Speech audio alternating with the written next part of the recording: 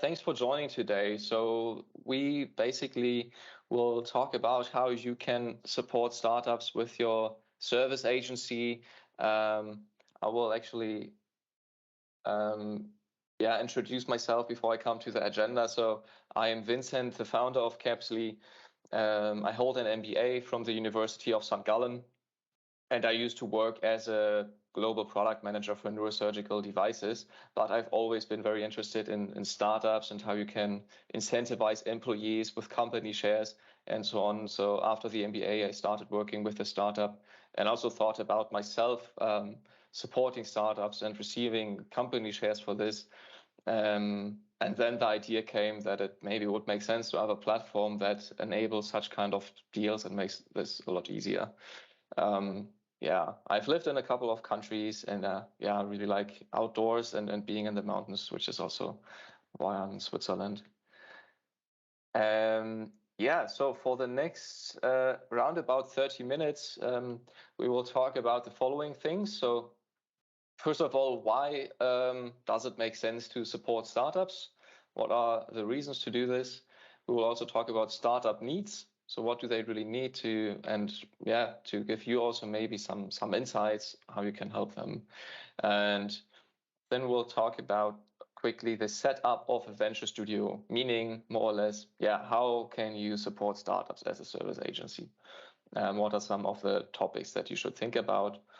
And then we will come to the compensation options. So how can those kind of deals actually be set up? What are the alternatives?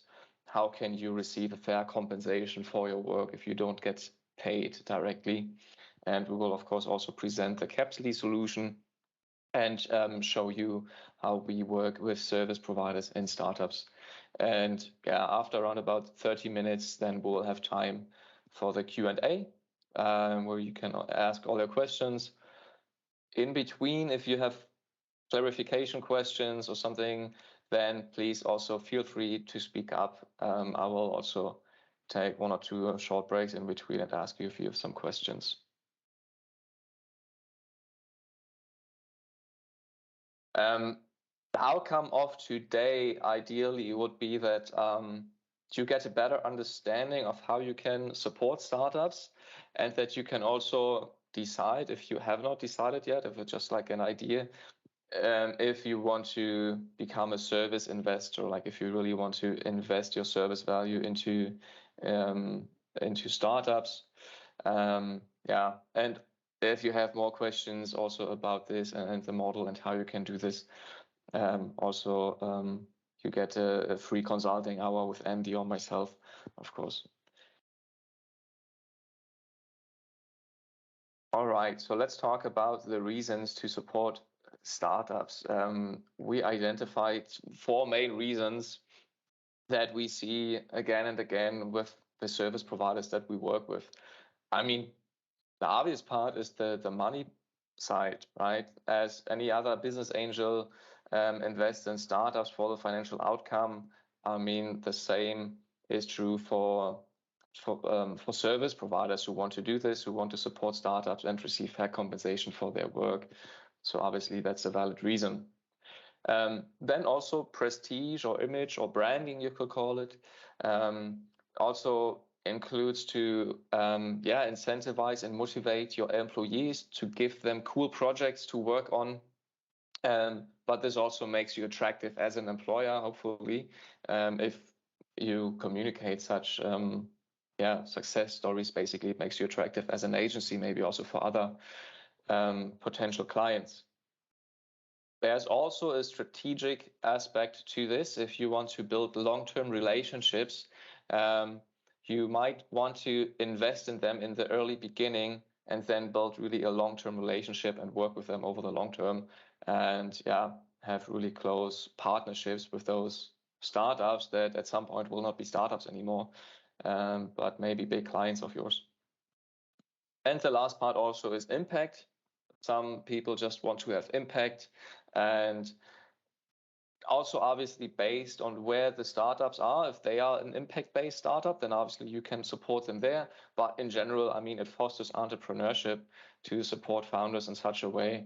It's great for the local startup ecosystem, and ideally, if it goes well for the whole economy, then if you with your services can really have the impact to make startups successful, then this is of course a great result as well. So what do the startups need? I mean, the main thing that startups always need are customers, right? So this is why I put it here first. Yeah, and to get customers, you need to have a great solution for them. You need to have a nice product, or the startups need to have it. And to build this, they need to have the people to actually do this. I have some background noise here now. Maybe that's Andre. If all of you could mute yourself, that would be great. Yeah, thank you. It's gone now. I put channels there as well because that's actually important. You need to somehow reach those customers, or the startups need to reach them with their people to bring their solution to them. Price is an important part as well. It's at the end just a number, but it's really important to find out what's the willingness to pay and what's the solution really worth. And then you also have these factors like a legal entity or contracts that you simply need to operate and to earn money, etc. And the last point I put here is like a business plan or a financial plan, which is something that especially people with a business background like myself often start with.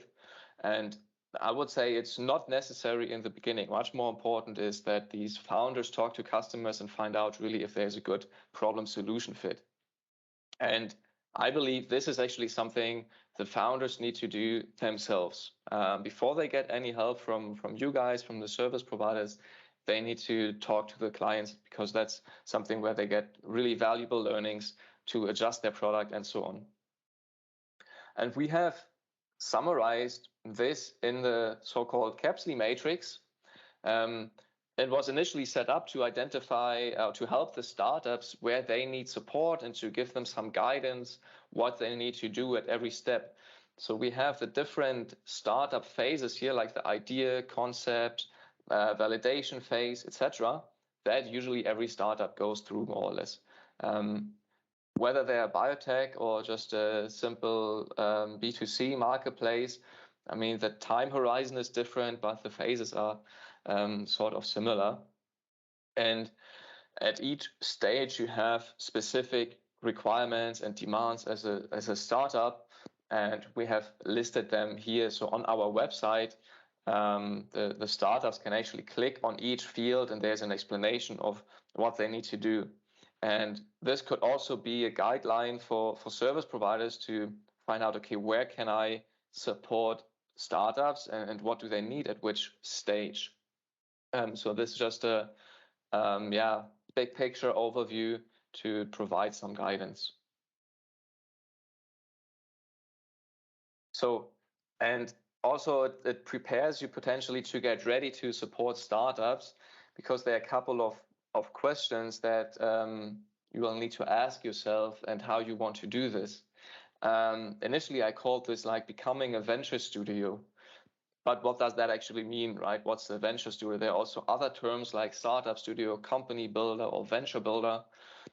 At the end, you can call yourself whatever you like, wherever you see the best fit. They're all relatively interchangeable terms. Some people say there's slight differences, but I think this is a very fluid thing. They're not like hard lines. And a venture studio typically is an organization that builds ideas or starts with an idea internally and builds a company out of this. So they have their own internal people for product development, for marketing, design, and all those things, and then actually launch a company and spin it off, and then that operates as a startup. So this is something usually one single agency cannot really do, because they often specialize in one area. But we as Capsule want to combine different agencies into a community that basically can like feed from each other and support startups in a very holistic way. And this is what we mean with a venture studio platform, and how we want to enable you to really become a venture studio, because you will be part of this community and you have the possibility to then support startups in a way by like providing your services. So what do you need to think about when setting up such activities, or when you want to support startups in that way? There's also this internal focus that you need to think about, and those are the questions here that I'll just go through. And these are also points that we help our service providers with, to identify those things, to set up internal operations to be ready for such projects, if that has not been done before. So you need to think about, what do you want to do? So what is the service that you want to provide? So like I just mentioned, for this, the Capsule Matrix could be helpful, where you define the service area and the scope. And depending on the service, maybe this is more suitable for early or for late stage companies, or for certain verticals as well. Maybe you adjust the offering based on the stage and on the industry the startups are in. Or you have very specific services only for healthcare startups, for example. Then how do you want to do this? So who are the people in your company who want to work on this? Do you have a dedicated team, or individual people who do this, or is it really just project-based? It can be anyone, or can people volunteer for this? This is something you might want to think about. And then also the investment volume. So do you have capital reserves? Do you need to cover your fixed costs? How much can you actually afford to invest in total, maybe per year, like an investment budget, but also on a project size? So what is called usually the ticket size of a business angel. So those are also things that one should think about. Then also the partnership duration. How long would you like to work with the startups? Can you do this with the current setup that you have, or do you need a legal entity or a separate legal entity? And then also, what do you want in return? So when do you want to have, or when do you need to have the money back from the startups? And based on this, if you need the money back much sooner, you probably also want to reduce the risk.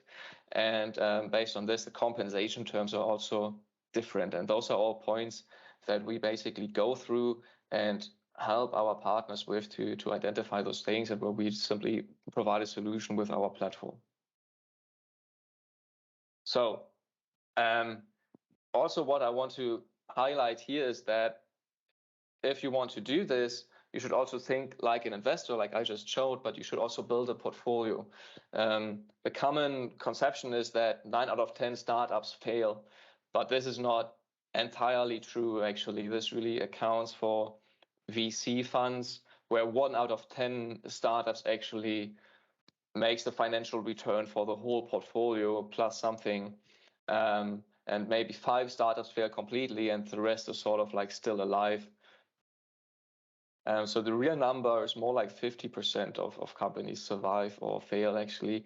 And bootstrap startups, and also startups that come out of venture studios, actually have higher survival rates and higher success rates. So this is why this model is really interesting, this venture studio approach, and we really want to take the potential out of this and enable you to do such things. So our recommendation is really that to build a portfolio, not only invest in 1 or 2 startups. I mean, yes, one has to start somewhere, but that there should be a strategy to invest in more. So this is something often one also hears from business angels, and when they burned their fingers, said, they invested in 2 or 3 startups and they failed. But of course, the chances are higher that's not successful when it's only so few. Yeah, so what are the options? How can you actually support startups? First of all, just to make sure we are on the same page, we will talk about service investing, and specifically also a part of that is service for equity. So that means that when you're providing services to a startup, you receive company shares instead of cash for this. That's quite simple. You might have heard of the terms sweat equity. Sweat equity usually refers only to the founding team, or maybe early employees who work on this day and night, and who receive company shares for their work because they are basically founding members. But this is usually for the internal team, not for external supporters. Then there is smart capital. That refers to business angels who have a network that is maybe in the same space or industry as the startup is active in, so they can support with introductions or with some insights and advice maybe as well. And then there's service investing, which is more like the overall term, which also includes other compensation methods that I will show next, where service for equity is a part of this. What are benefits of service investing? I mean, for the startups, on the one hand, it's really that they directly get the resources they need. They do not need to invest all the time in fundraising, which is often quite time intensive and distracts the focus for them from the core activities. And then they need to do hiring, but here they can directly get from you what they would really need. And it gives them liquidity and also reduces operational risk for them, because you are experts in what you're doing. You're doing this on a regular basis. So this is really a benefit for them. And for the service providers, I mean, like I mentioned in the beginning, it's really, you can work on exciting projects and get a fair compensation and have this financial upside. And basically you can build a startup portfolio without investing money. So I believe this is sort of the ultimate democratization of venture capital. So we really want to make this service investing as a legitimate funding alternative. However, there are also downsides, of course. So for startups, on the one hand, it's difficult to find the right partners. Not every service agency has this on their website and promotes that heavily. The valuation of services is sometimes a thing, especially when the negotiation is more about the percentages that are provided to the service provider instead of really the value. And startup valuations are, of course, difficult anyway. And what we recommend here is that the equity is not handed to the or not handed over right away, because then both parties have to commit really to this for the long term, and you never really know how this will play out in the future if you don't know each other so well. So I'm always comparing this to like being married. You don't want to make a wedding proposal on the first date. You first want to get to know each other, build trust, and then over time later on maybe do this with equity and basically get married. And we will show you the way to do this with these compensation plans that we have. And for service providers, it's also often time intensive to do the due diligence and those things, and you do not want to invest too much time and effort in setting all of this up, because there's high uncertainty about all those things. So you want to keep your investment into this relatively low. And this is basically what we provide with Capsule. That's why we thought, hey, it makes sense to figure out like a more or less standardized solution, especially with the contract and the compensation terms, and you can easily set up, and that you have a business model to support startups in that way. So here's a summary of different compensation options. So the thing that I already mentioned is stocks, right? Which is obviously the thing that people probably think of first, but it's also the most risky one and the most complex one and most difficult to set up, because you need to go to the notary and all those things. The startup needs to do a capital increase. And so it's not so easy. So a much easier way are those virtual shares, where you basically have the same financial reward, but it's really just a bilateral agreement between you and them, where the startup pays out a value based on the stock price at a certain event, usually the exit. So this is what we would usually recommend to do, because it's just a lot easier to set up. And then there are instruments like a convertible loan, where it's not equity yet, it's more a loan in the beginning, but it can be converted to equity. And there's also the option of shared revenue, which is more for scale-ups, and the supplier credit. And we have basically combined those options on our platform and the contracts that can be set up. So what we see more as a default solution, especially for early stage startups, is the repayment plan, because here it's more like a loan, and the service value appreciates over time, and you have a more plannable income. the startup can make installment payments. That the installment payments are actually mandatory, and they can make redemption payments whenever they have the liquidity, but you know exactly how much you will get back. And on the other hand, we have company shares, and we like to combine these instruments so that the repayment plan that often, of course, has an open amount, the service value that remains open, that is not paid yet, and that could be converted to company shares.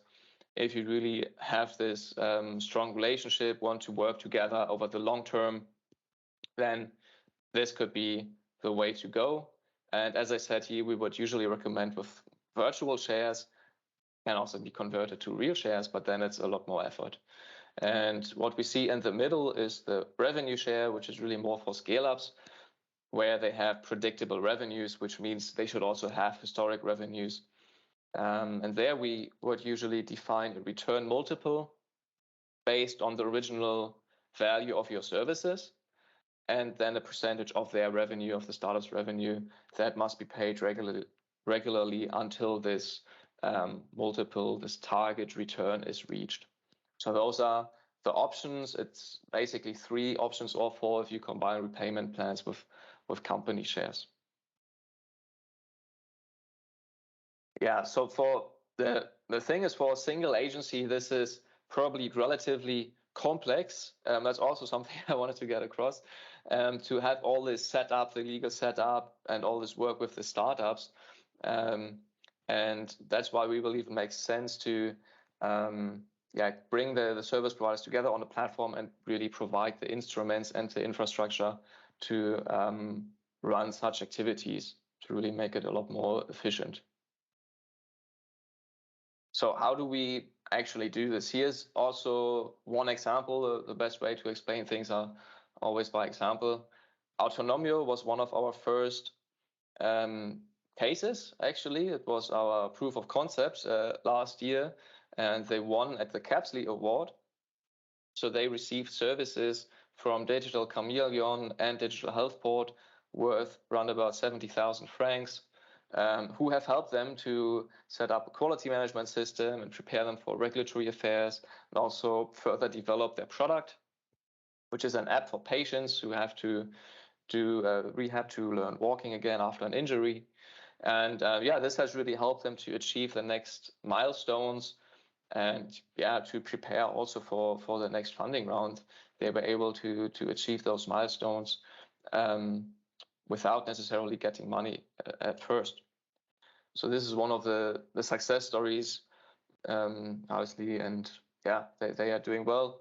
And this is just an example of how we facilitate such deals, because we brought those parties together and provided the contracts and the whole legal setup for these agreements.